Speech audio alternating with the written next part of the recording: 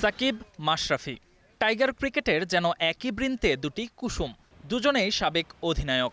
লাল সবুজের জার্সিকে সার্ভ করেছেন বছরের পর বছর।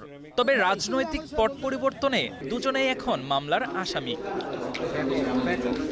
5 আগস্ট পরবর্তী সময়ে সাকিবকে নিয়ে সবসময়ই চলে জোরসে আলোচনা। তবে এবার স্পটলাইটে মাশরাফিও।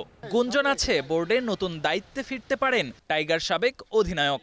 বিসিবির সহসভাপতিও ইঙ্গিত দিলেন তেমনটাই।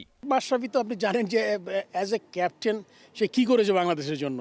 এটা যদি আমি আজকে যেমন আমার সম্বন্ধে আপনার অনেক কথা বলবেন, এটা বলে কিন্তু আপনাকে আমার বাংলাদেশের ক্যাপ্টেন থেকে বাদ দিতে পারবেন না, এটা হয়ে গেছে। মাশরাফি বাংলাদেশ ক্রিকেটের জন্য যে অবদান ছিল ওইটা কিন্তু ইটস লাইক রিটেন দে। তবে সাকিবের জাতীয় দলে প্রত্যাবর্তন নিয়ে আবারও নতুন জটিলতা। কদিন আগেই বিসিবির প্রধান নির্বাচক হাবিবুল বাশার সুমন ইঙ্গিত দিয়েছিলেন অন্তত নিউজিল্যান্ড সিরিজে থাকছেন না সুপার সাকিব। তবে ফারুক আহমেদ সাকিবের ফেরার বল পুরোটাই ঠেলে দিলেন সরকারের কোর্টে।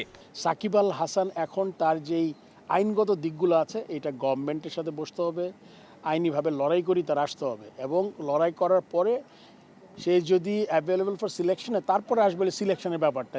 সংকট আছে বিসিবির বর্তমান পরিচালনা পর্ষদ নিয়েও। দেশে নেই বোর্ড সভাপতি।